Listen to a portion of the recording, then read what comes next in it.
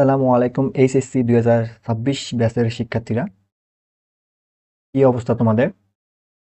দেখতে দেখতে তোমাদের এইচএসসি পরীক্ষার ডেট দিয়ে দিয়েছে। 2 জুলাই থেকে তোমাদের এইচএসসি এক্সাম শুরু।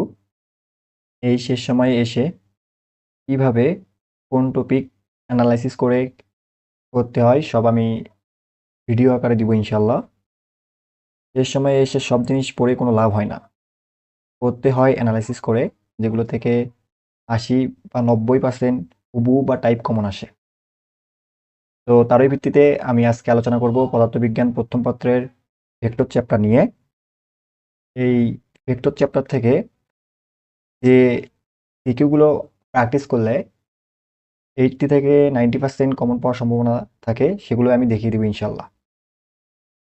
চলো শুরু করা যাক। দেখো, ঢাকা, রাজশাহী, যশোর, ময়মনসিংহ বোর্ডের 2024 সালে যত প্রশ্ন আসছে এগুলো তোমরা প্র্যাকটিস করবে।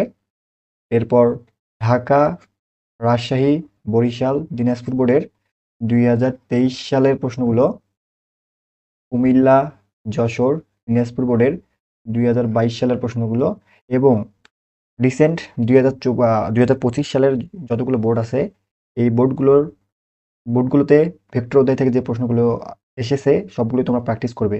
দেখো, মোটামুটি এখানে 15 থেকে 20টা সিকিউ যদি তোমরা প্র্যাকটিস করো, এই 15 থেকে 20টা সিকিউ থেকে হুবহু বা হুবহু বা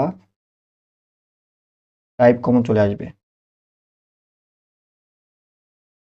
তোমরা মূলত ক খ নিয়ে বেশি চিন্তা করো। পদার্থবিজ্ঞানে তোমরা গ এবং ঘয়ের উত্তর করতে পারলেও ক এবং ক্ষয়ের ভালো উত্তর করতে পারো না, এর জন্য তোমাদের মার্ক কমে যায়। ক এবং ক্ষয়ের জন্য তোমরা যে কাজগুলো করবে সেগুলো হচ্ছে বিগত 4 থেকে 5 বছরে যত বোর্ড প্রশ্ন আছে সেগুলো সলভ করবে। পাশাপাশি টপ যেগুলো কলেজ আছে সেগুলো তোমরা করে রাখতে পারো, তাহলে দেখবে কি ক খ এর জন্য তোমাদের এনাফ প্রিপারেশন হয়ে গেছে। তাহলে পরীক্ষায় আর সমস্যা হবে না। ক খ এর জন্য তোমরা এখন থেকে প্রিপারেশন নাও। এখনো তোমাদের 60 থেকে 70 দিন সময় আছে। এই সময়ের মধ্যেই তোমরা কভার করতে পারবা।